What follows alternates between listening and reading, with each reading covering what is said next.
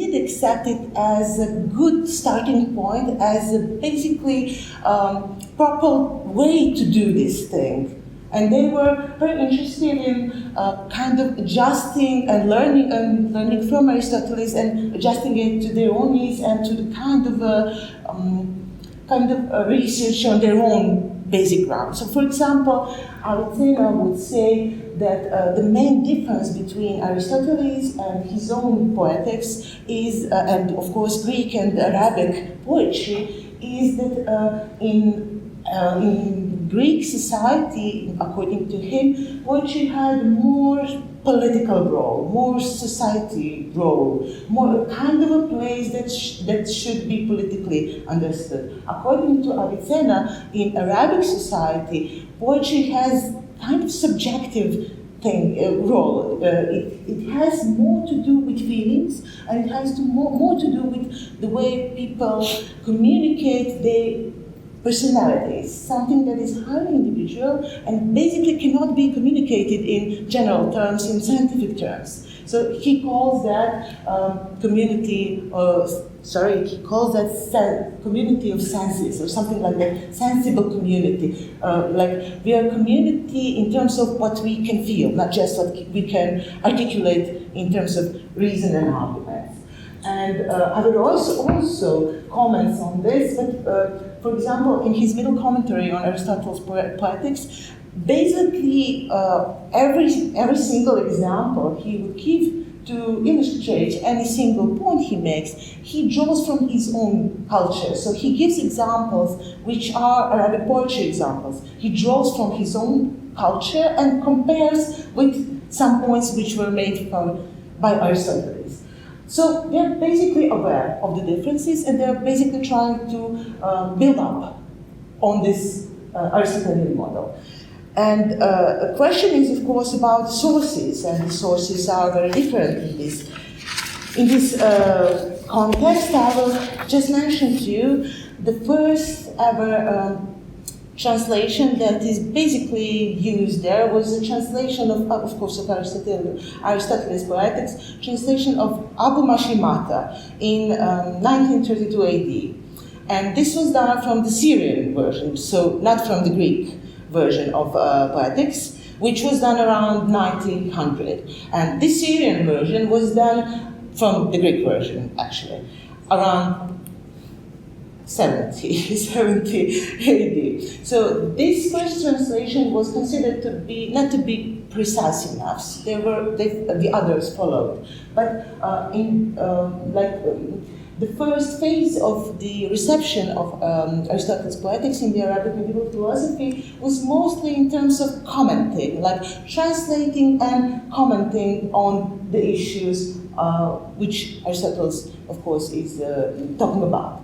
But the second phase, and this second phase starts with Al-Farabi, basically, and continues with Avicenna to be finished with Averroes, meant something new and something different from what Aristotle did. Meant this thing which is kind of symbolized with poetic syllogism, meant basically accepting poetics not simply as a philosophical discipline, but as a kind of sub-discipline of logics. And this thing, Al-Farabi did this. He was the first one, and he kind of made it in his, if I'm not mistaken, canon of philosophy, doesn't matter. He made this division of philosophical disciplines, starting with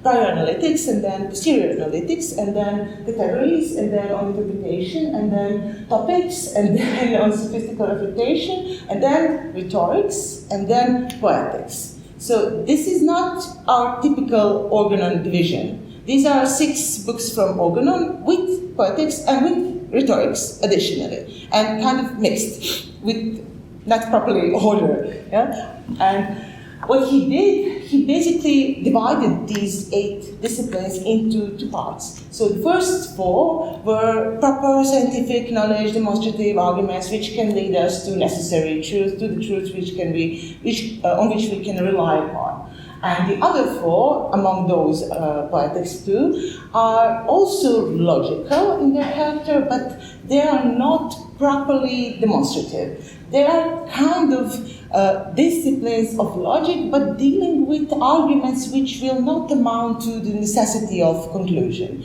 with arguments which we cannot really rely upon, but still they have kind of argumentative power of a sort. So this is something new. To ascribe poetics to logical area, to ascribe poetics to have a logical character, is not something that Aristotle would do. And of course, these are non-demonstrative arguments. And another special issue, which would be kind of important for all three of these philosophers in medieval Arabic philosophy, is that poetical speeches are producing a conviction. So they are basically they're kind of influencing us into having certain inclination to state something, to be confined in something, to have a strong belief for something. And this is actually a consequence of their logical character. So this is kind of their explanation on the non-demonstrative character of these logical speeches. So if we have a demonstrative argument, then we have, of course, a strong belief. But this is not a belief. This is utterly clear that we should accept a conclusion which was done by demonstrative argumentation and which is kind of necessary. But if you do not have this kind of possibility, if you do not have demonstrative argument, then you have something. And what you have is a strong belief.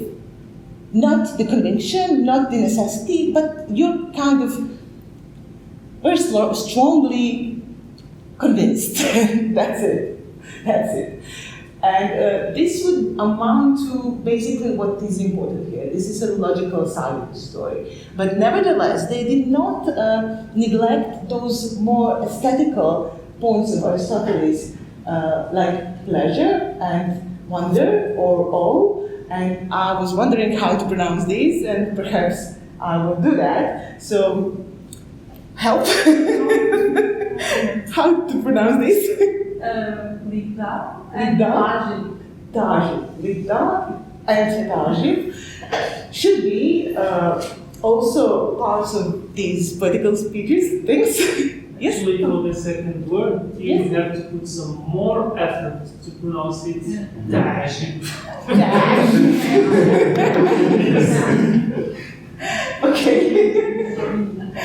Okay. What I wanted to say is the following. Although we're kind of used to connecting emotions of any kind with poetry, with arts, with the aesthetical area as such, these specific emotions, so pleasure and wonder in medieval Arabic philosophy, are not something that is Aristotelian. Because in terms of Aristotle's philosophy of poetics, Aristotles Poetics, we can find only two examples of emotions being related to poetry. Of course, catharsis and pity and fear, and these are not pity or fear or catharsis.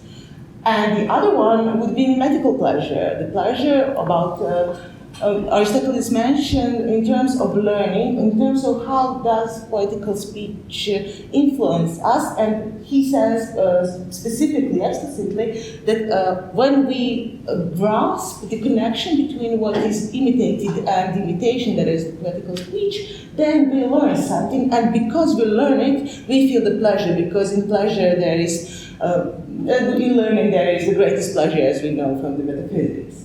So basically, these aesthetical emotions are not Aristotle's. He mentioned others. These are special Arabic aesthetical emotions or aesthetical, feelings, whatever you want to call them. So these are also in the picture, but this is something I can only just mention. I don't have time for this, so we can perhaps we can discuss it later. And basically, these would be characteristics that are shared by these three philosophers in considering poetics and poetical speeches. So poetics is, from Al-Farabi onwards, a sub-discipline of logic, and it has a logical character. Second thing, it investigates poetical speeches, and their origin is in imagination. So this is also new. This is something special, this is something new, this is something which had its effects on Renaissance philosophy later. So basically, we are investigating, researching, we're analyzing poetical speeches, but via those poetical speeches, we are investigating and analyzing representation in our minds, in our heads, in our souls, better to say, and these are imaginative representation.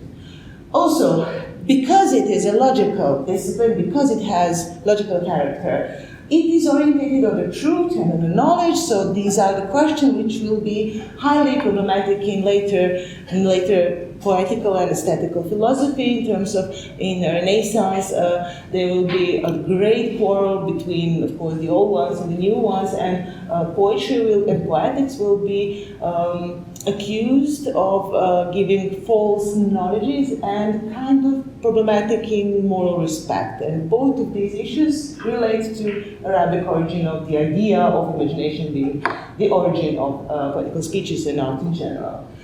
Also, poetical speeches should be evaluated with regard to the extent in which they contribute to the truth and knowledge. So, not only with regard to how do we feel when we read poetry, not only with regard to what would we today recognize as their aesthetical impact, but especially, and first of all, with regards to the knowledge and the truth, that because they are logical in their character. Also, this kind of argumentation that is poetical syllogism, that is inner rationality of poetical speeches, is not, of course, the proper demonstrative argument. It's a special argument of a special kind, argument of a special sort, which should be further investigated. And what happened with my presentation? Something's missing. Okay, it doesn't matter. Also, poetical speeches have this rhetorical side, which we talked about it, because they can produce certain representations. This was important in terms of their political influence, which was related to the kind of a role that poetry had before this and during all this in Arabic society in general. Again, brief sketch, Al-Farabi would be what I call Platonic in his approach. So he would kind of speak about the inner truth of poetical speeches as such and analyze that. Avicenna would be my preference because he kind of advocates for the inner logic of poetical speeches as such, in terms of something that would be similar to Baumgarten's project, in terms of poetry having its own logic, not just being logical like sciences are, but in lesser degree, but being logical in its own special manner. So this is kind of stretched and eccentric, but beautiful, at least for me, and that would be opposed to Al-Farabi. And then, of course, we have over-rational Averroes, who is down to earth, and who will not accept the idea of inner logic of poetical speeches, nor would he accept what Al-Farabi said, but he will try to stay calm and kind of put the idea of syllogism back where it belongs, to the logic. And that would be briefly the sketch. So let's just go through all of this. How much time do I have? Tell me. I wasn't counting. Okay, when are we going out? 7:30. Okay. Yeah. So I can relax. Okay. We are starting with Al-Farabi and the idea. Sorry. I'm sorry to interrupt. Please do. I have to go, but I have something to say that maybe is interesting for you, I don't know. Because there is a Latin medieval philosopher that treats poetics as logic, Simon of Faversham. Because he says that Simon of Faversham treats poetics as a part of logic, because for him the logic is like in Avicenna, is the science of the intentional movement to truth. Okay. So it's about intentions. And so everything that is about first and second intentions and how they work in order to get knowledge is logic. and he thinks that poetics of Aristotle is a part of organ. Thank you so much for that. I don't know if you. Yeah, thank you so much. I actually didn't know about a few examples like that, but what I wanted to say that was that really in the Latin and Middle Ages, this was not a thing. So there are examples of people having this in mind, of course, by reading Arabic philosophers or by considering it Aristotle's his text by themselves, but this is not the main issue in Latin West, but it is a rather big issue in the Arabic culture. And for me, it was amazing to just, what Foucault would say, this logic of inclusion and exclusion. Why was this excluded from the overall influence medieval Latin West experienced from the Arabic culture? If you ask me, I would say because it was too Arabic, because it was too interconnected with their culture, not just with their philosophy, but with their culture and with the way they lived. So basically, probably that was it. But I'm not sure. I'm not stating anything. But thank you so much for the info, because it is important for me. Okay. Was it that? That is. What was that? It? Yes. Okay. Okay. Thanks. Okay. So now I would like to present briefly all of these approaches, and first of all, Alfarabi's approach. As I said before, his approach I personally can compare to Plato's one. Why? First of all, he was the first that basically put this idea of poetical syllogism, of poetical speeches being rational, and the others followed him. But the problem here, or perhaps you would not consider that to be a problem, but the idea is that if we have poetical speeches, if they have their inner logic, this logic has to be the same as the logic we can find in sciences or in other areas which are logical. So there is only one logic and there is only one reason with its own principles, and these principles apply for any area of applying principles of reason. So they, by consequence, apply to poetry too. Therefore, this is poetry subjected to the non-poetical criterion, or if you like it, this is a poetry judged from the side of the reason and not from within the poetry itself. So this is poetry we are judging with regard to something that is not aesthetic, that is not poetical. That is why I'm considering Plato here. Of course, you all know the story from the Republic, Plato's Republic. We have an ideal state, we have some artists there in that state, and especially poets, and there is a poetical education in the Republic, and what shall we do with it? We should consider, is it a good or is it a bad thing? How do we do that? We divide our poetry on its inner musical side and its more rational side, more text, more like logos side of the poetry. And Plato is rather simple in that. He says, okay, let's see what the poets are telling us. They are telling us that gods lie. They are telling us that heroes cry. They are telling us many things that cannot be true. They lie, basically. They are not speaking the truth, but Plato here advocates for philosophy being the one which analyzes and judges the poetry. So poetry is basically not able to rationalize or to judge itself, and this is a kind of tradition which we find in Alfarabi too. So his position is of the kind. Well, we should judge poetical speeches, but we should judge it in the same terms, using the same criterion we would use by judging some kind of inner scientific truth or some claim, I don't know, natural sciences. So his problem is the question of truth, and he's interested in finding the proper way to discern whether these speeches, poetical speeches, are true or not true, or could they be true at all, which relates to the logical problems of are they meaningful at all? Do they have any kind of meaning for us or not? So basically, we're all aware that they do have a meaning for us. And on the other side, if they have a meaning, we should think of meaning here in terms of being able to have a truth value. So being able to be true or false. In these terms, Al-Farabi says that poetical speeches are always false. So they are never true. This is his position. And he is concentrated on analyzing propositions. So he's not basically doing the argumentation, although we're speaking about poetical syllogism, he's not basically doing syllogism. He's considering propositions. That is, he's considering poetical speeches as a series of propositions, basically, and tries to understand whether they are true or false, and basically decides that they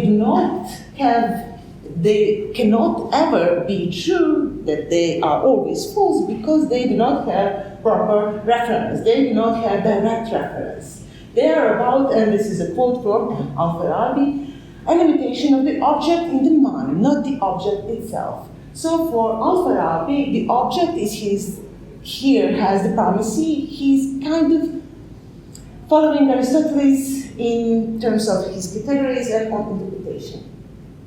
Here we have a quote of statements, some are categorical, others not. Of the categorical, some are true, others false. Of false statements, some register in the mind of the object referred to, taking the place of a direct statement, while others register in his mind an imitation of the object. These last are poetical statements. And then I have another more, just to finish with that. Statements are either absolutely true or absolutely false, or maybe true but partly false, or the reverse of this, or true and false in equal proportions. The absolutely true statement is called demonstrative.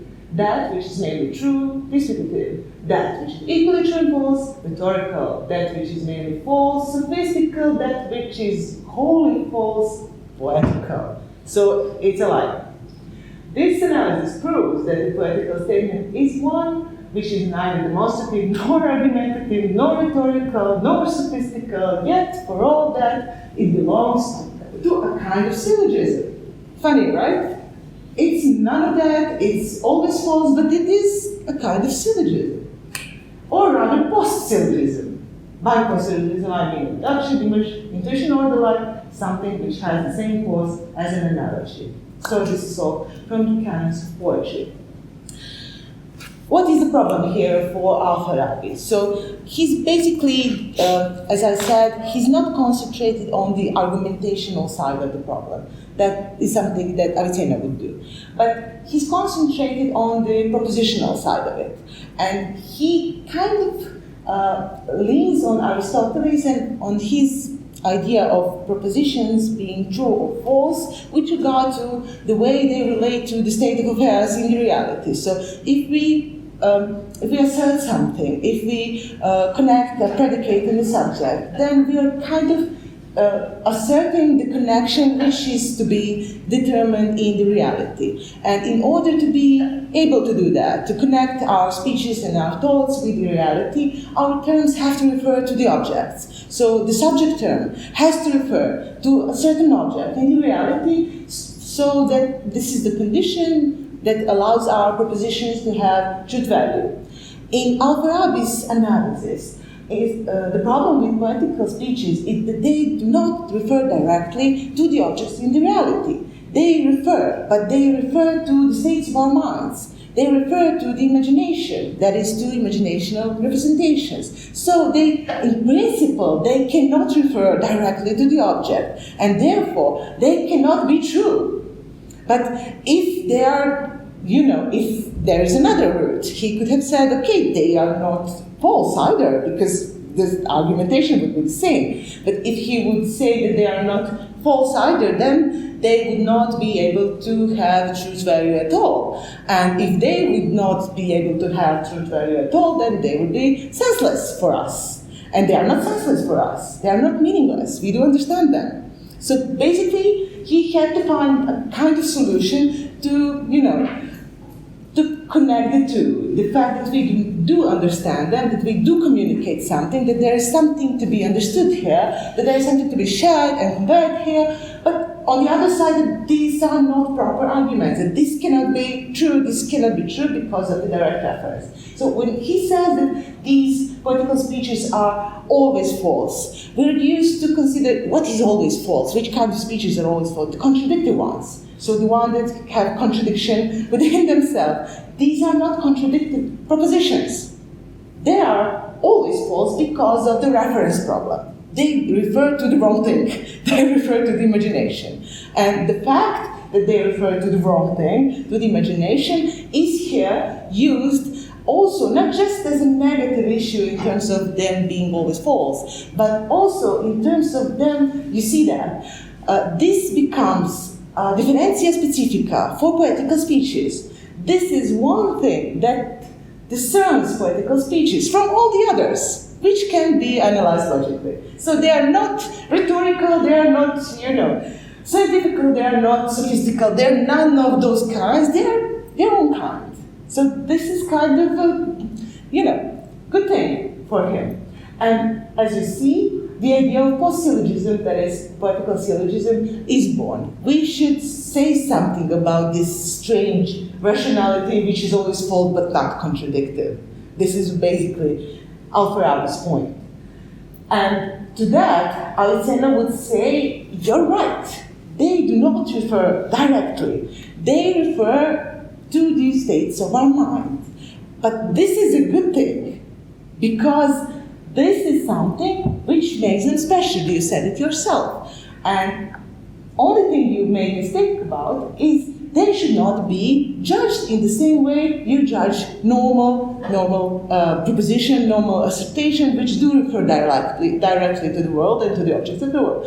What we should do is proclaim the criterion of their truthfulness in terms of their, applies in terms of the thing they are actually doing, that they refer to the states of our mind, to our imagination, and we should look, is there kind of connection, is that kind of connection is okay or not? If it's okay, then we will feel pleasure or wonder. So the criterion now is shifted to our inner selves. If we feel pleasure and wonder, not just or, but and, pleasure and wonder, then we know that poetical speeches are true in their own logic. They're not true in terms of usual normal logic that would be applied to sciences which are demonstrative, but they're true within themselves, following the inner rationality which they symbolize and which they embody.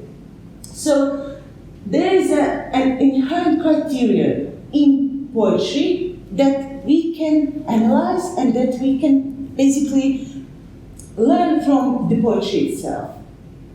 And I would say that that's the same thing Alfarabi tried to do. He kind of uses this differentia specifica of poetical speeches not referring directly to the objects of the world, but to our own images in our own mind. He uses that to basically do this, to make a criterion for some speech being poetical in the first place. How can we know something is a poetical speech? Someone can just put together some words in strange, manner and proclaim that to be poetry. Why should we accept that claim for that to be poetry? We shouldn't. We should have some kind of criterion discerning between poetical speeches and non-poetical speeches. This would be the one. If you feel pleasure or wonder, then this is a poetical speech, to be short about it. The same criterion is used to discern between good and bad poems, if you like it. So between these poetical speeches being done properly, according to their own criterion of being proper poetry, or being poorly done. So if you know something is a poem, and if you feel pleasure and wonder, you can discern between some poetry being good because it makes you wonder more and makes you feel pleasure more, and the other being bad because it doesn't make you wonder that much. Also, what I want to especially stress here is the idea of the inner logic of poetry as its own logic. So this is not the rationality, this is not the logic which would apply to any other kind of speech. This is something that belongs to the poetry as such, and something that should be read from the poetry as such. And this is very close to Baumgarten, just a hint. And this is also very close to Kant. Although I don't want to, read Kant into Arabic philosophy, it's just so similar with the idea that, the principle of judgment is its own principle. So we can only judge our poetry subjectively, but this does not mean that we cannot judge it, and this does not mean that it is not true, and this, of course, means that we're using the concept of true or false or arguments, etc., logical concepts here with not the usual meanings, but still there are meanings here of a logical kind. So Avicenna would advocate for the inner logic of poetical speeches. As you can see, autonomy of the poetical logic is what he advocates for. So specific logical character of poetical speeches is given. That is something that Alfred also claimed, so Avicenna is good here. Also, differential specific of poetical speeches, their imaginative and persuasive character. This is what I've been talking about before. So imaginative character because they refer to imaginative representation in our minds. And the persuasive character comes from these feelings. So if we feel wonder and pleasure, we are persuaded. That's the idea. And of course, feelings are the subjective criterion of truth value of poetical speeches. So you see quotes there. Imitation has an element of wonder that truth lacks. The reason is that the recognized truth is evident and devoid of novelty. So if you have a proper argument, if you have a proper scientific proposition, we would not wonder. We would just be compelled to accept it as a truth. So there is no reaction to a proper, normal scientific argument or statement. But there is a reaction, emotional reaction, to a poetical proposition, to a poetical argument, because it does something new. And this new and this imaginative aspect, creative aspect of it, will be the point of Avicenna's analysis. Also, the logician considers poetry only insofar as it is imaginative speech. So this is very, very closely connected to imagination. According to Avicenna, poetical speeches are imaginative in their character, as you can see, and this is what logician should analyze. He should analyze imagination. So, what I want to draw your attention here in terms of Avicenna is, of course, the process of mimesis and its connection with imagination, because the process of, in terms of Al-Farabi, what Al-Farabi did, this direct or indirect reference to the object of reality, in terms of poetry, in terms of poetics, in terms of Aristotles, could be interpreted as a famous idea of mimesis. So poetical speeches and art in general imitates nature. So that would be the connection between poetical speeches and their objects, that is, the objects in the world to which they refer or not refer. In terms of Avicenna's philosophy, he would like to use this idea of mimesis in another way, to give it different meaning and different direction. And he would like to connect the idea of mimesis, Aristotelian idea of mimesis, with this idea of his that poetry is basically thinking in images. So that poetry is basically not just originating from the imagination, but that it is basically us not thinking in concepts rationally, but thinking basically in images. So he wants to merge these two. The problem is that imagination is capable of infinite variation, so we can imagine whatever we want. And this freedom of imagination was also a problem for Renaissance philosophers, and they kind of tried to defend themselves from these attacks of being immoral or producing basically any kind of idea and not being cognitive because of it.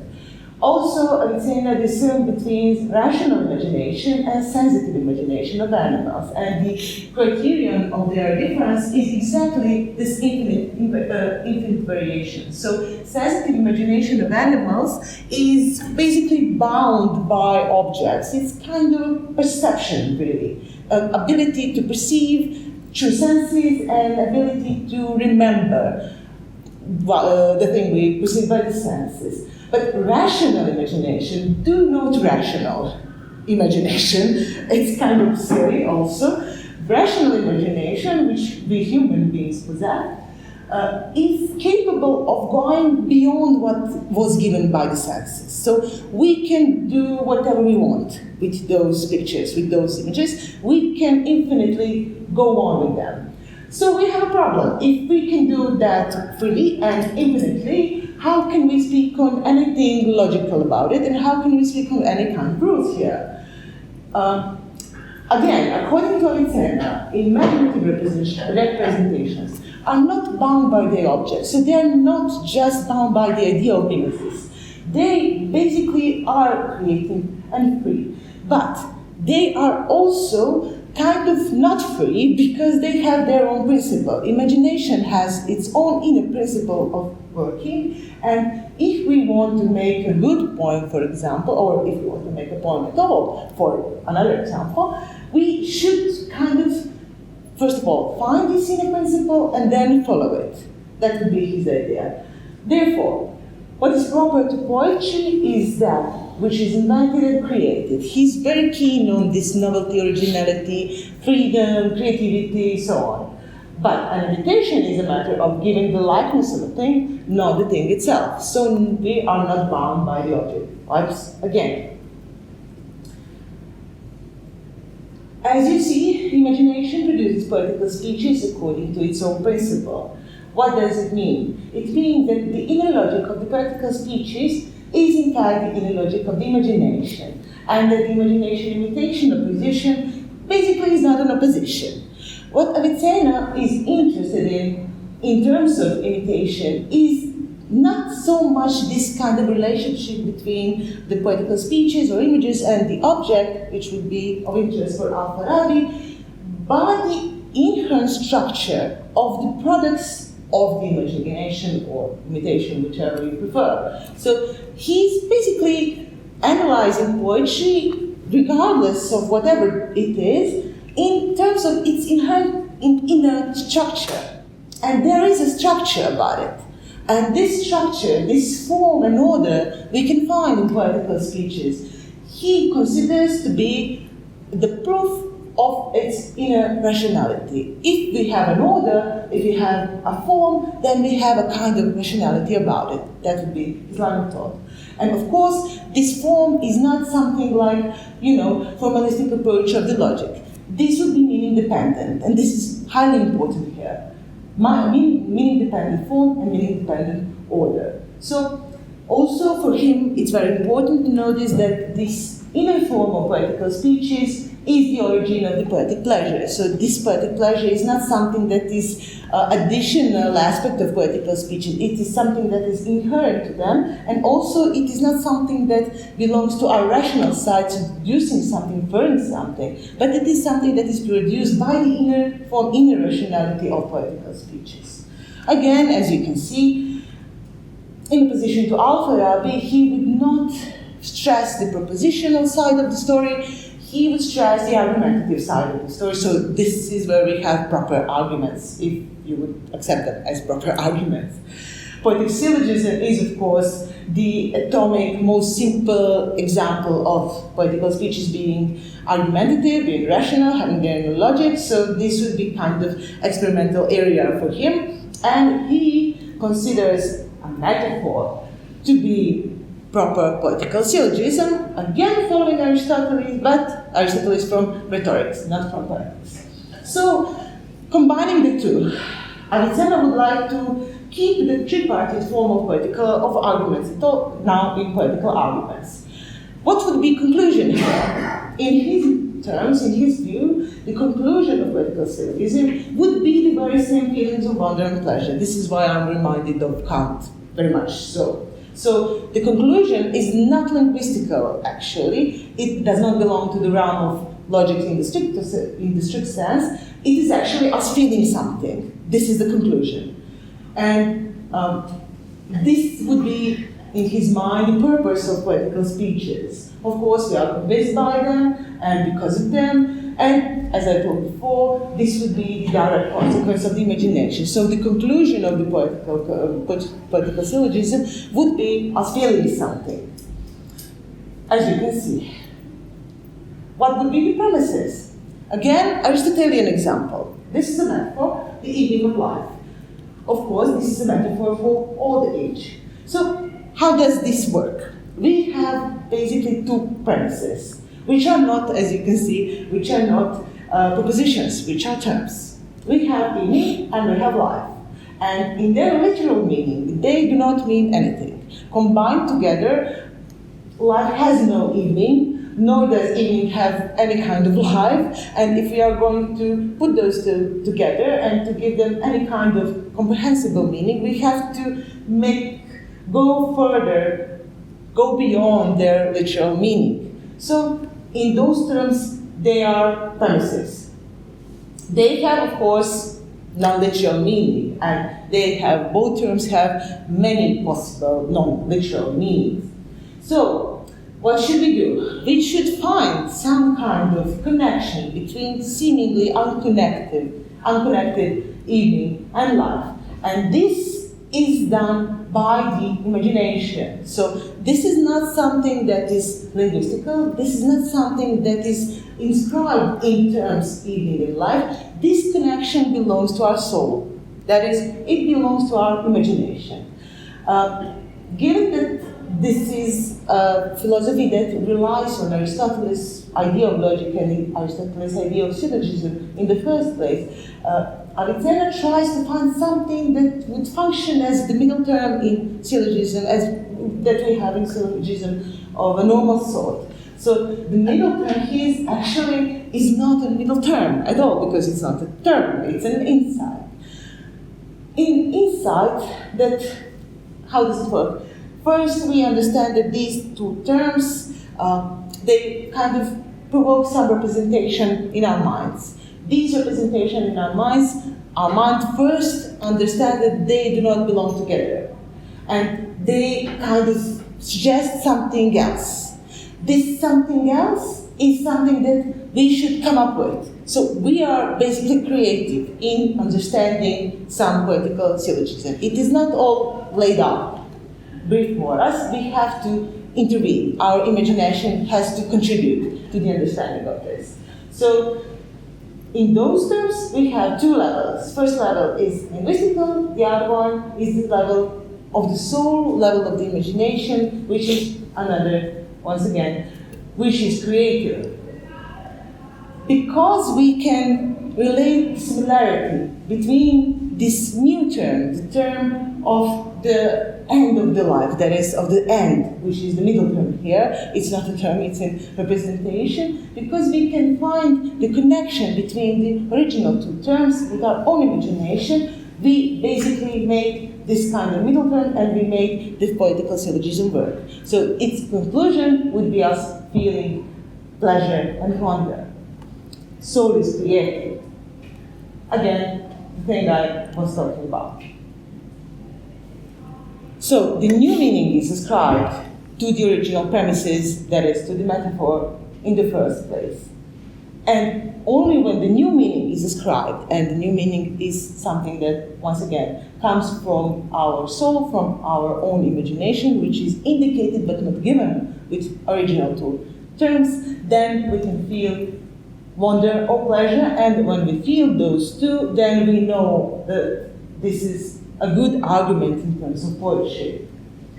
So, in terms of Avicenna's philosophy, the poet should be judged by the plausibility and originality of his premises, because this is the only part of poetical syllogism he can actually influence, because these are the only aspects of poetical syllogism he can convey to us, because these are words. So plausibility would here be ascribed to the logical aspect of the issue. So their connection of the two terms chosen should be such that it would convince us all, so it could be comprehensible to any person reading the poem. And on the other side, it should be original. So this connection should be new, should be surprising, should be novel, should somehow be, should somehow induce us to feel, of course, wonder and pleasure, but to feel surprised. That is what I was searching for. So you have both things at the same time. It's not just about being original. For Avicenna, it's much more about being plausible. In terms of, for him, the poetry would amount to a kind of a proof that we all feel things and experience the world in much the same manner, or according to the same principles. Why does he say something like that? The community of feeling.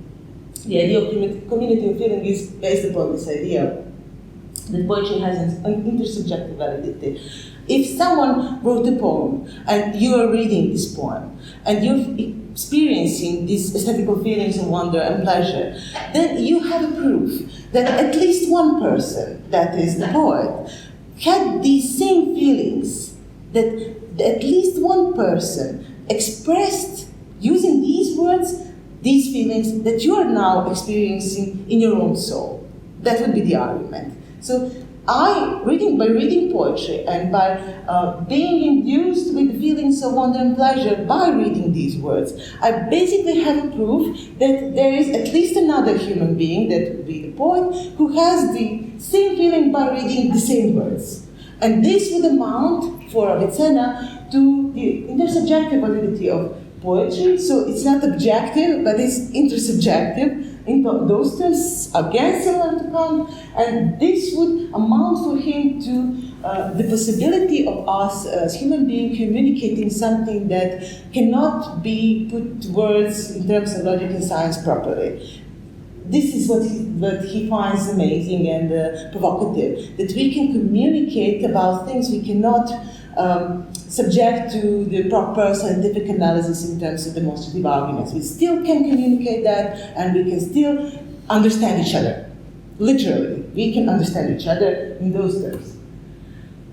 Averroes would be, as I have announced before, the guy who has his book left on the ground.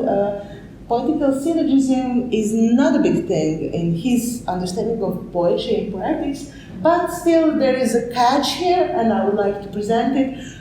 In Averroes' terms, in his philosophy, he's on the line of the previous two philosophers in terms of poetics, in terms of poetics being a part of logics, that is, poetics having logical character, but he's strongly against the idea of poetical syllogism in terms of poetry having any kind of syllogistic meaning. So it's logical but not syllogistical. And it's a kind of mixed position. So he says, as you can read, even though this art is syllogistic, this syllogism is not actually used in it, nor is there any kind of syllogism peculiar to it. Rather, when a syllogistic argument is actually used in it, it is in the manner of deceit and in order to make it similar to another art. Basically, what he would like to say is, imagine a play. You're just reading a play or watching a play in a theater, and there is, for example, Hamlet, and Hamlet says something that resembles, Hamlet can say a few words, few lines, which are basically an argument. And we do know that this is not proper argument because it's Hamlet's argument and it's his character in the play. So this is not an argument for us, but it is in the play. In those terms, poetry can use arguments, but these are not proper arguments. That would be his main point. In my opinion, he basically wanted to discern between the logical side of the story and poetical side of the story. He wanted to separate the two. He was, in my opinion, against Avicenna more than against Alfarabi, but still we can interpret his paradoxical claims in two ways. If you want to go with Averroes against Alfarabi, we could say that poetic speeches are not argumentative in the manner in which scientific speeches are. This would go against the idea that poetical speeches can can just be judged logically in the way Alfarabi did that. If you want to go with me and interpret this in terms of Averroes going against Avicenna, we can say that there is, as he did, a certain logic to poetry. There, in terms of it having a specific order and form of elements, arguments, and Averroes would go with Avicenna in terms of saying that if there is something like poetical syllogism, metaphor would be the proper argument, the proper model for it, the proper atomic element of it. But basically, he's against this thing being called syllogism. He's kind of into idea that there is some kind of rationality, that there is some kind of comprehensibility about poetry and poetical speeches, and that they, in those terms, have their logical character, but we should not go too far and proclaim this to be an argument of any kind of sort. This is what I basically already said, that Averroes wants to restrict the meaning of the word syllogism to a proper syllogism. And you can see a few examples. He talks about dialectics and rhetorics as arts, that is not sciences, but they use syllogism, but the proper syllogism. They rely to logics and they rely to the proper science. Poetic speeches do not do that. Poetic speeches have their own inner logic. As I already said, metaphors are true examples of this poetic logic, but not syllogism. Because metaphors and imagination cannot guarantee us the truth. Metaphors can only offer us premises and indicate some kind of conclusions, but they do not guarantee that we would get to the same conclusion. Why? Because of infinite variation, which we talked about. What is interesting here is another point in Averroes' philosophy, also another kind of interpretation between the connection between imagination and Nemesis, and I have to say that my personal interpretation here goes against or not really in the direction of the one scholar who basically put this issue on the map of medieval and aesthetical arguments and inquiries. That is Salih Kemal, if I'm pronouncing it well. His interpretation would go in the direction of presenting Averroes as strictly following Aristotles in his interpretation of the connection between mimesis and pleasure. I would say that this Kemal's argumentation disregards the role of the imagination. So we kind of have to have the two parts of the story. We have to have imaginative side and mimetic side of it. So, the differences for the Avicenna's idea. The new term, that is the new connective image in terms of Averroes, is in fact in the premises. This is something he insists upon. So we have two terms, because it's metaphor, evening and life, but the new connected image we make, our imagination makes, is also a premise, not a conclusion. Conclusion would be making the thing absent or hidden, presented. So this is something that connects the imagination and mimesis in Averroes' interpretation of the poetical syllogism. So we have two kinds of connections here. We have the connection in order to have poetry and poetical arguments and poetical speeches functioning at all in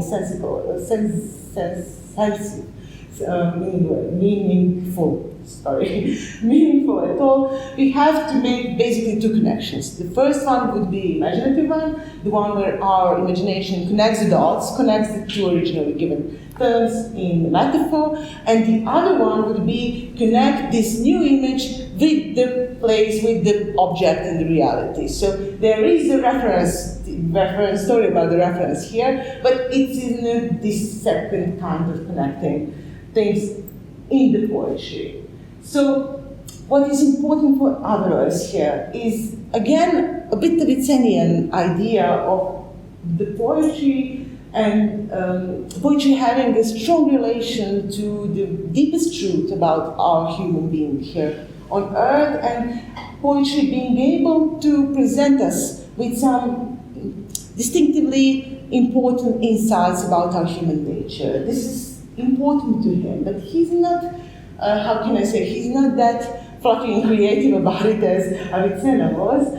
He interprets that in terms of poetry being able to present us with the extension of usual meanings of the words, and in terms of those words being used for us to comprehend the world around us. To say it plainly, how he presents this. He presents this in terms of us using the words and understanding the world in certain terms. And what poetry can do, it can make us see and express more about the world and ascribe additional properties, more interesting properties, not usual properties to the objects we usually relate to. So we are not basically bound by the things given, we can go beyond. Our spirit is basically capable of going beyond what is given and what is status quo in our lives. And that's why he is so keen on researching the connection between logic and poetry in terms of truth. So for Al-Farabi, the truth is inherent feature of poetical speeches, and this is the only reason why they consider them to be syllogistic. So they are syllogistic, they're logical, but they don't encompass arguments that are syllogism, but they are syllogistic because they are true, because they are inherently true. And this truth has to do with imagination, because these poetical speeches are basically originated by the imagination. The workings of the imaginations, of course, cannot be entirely free in this respect, and there are certain rules a poet has to follow, certain logic about the making of the poetical speeches, if we see this from the perspective of the poet. For example, the choice of the words has to indicate some possible relation. We can, of course, connect any two words and make any kind of connection and expect people to react to our metaphors, but that will not work. So you should find the proper measure in terms of our connection being innovative, but still not that obvious. He would say that poet has to be synthetic about it. He has to make synthesis in terms of connecting words, while we, as his audience, have to be analytical about it. So he's very keen on showing us that we should think when we read poetry, that the poetical meaning which is conveyed to us should not be obvious, should not be in your face, should not be easily read, that poetry demands kind of reflecting about it. But with this, we only have a negative criterion.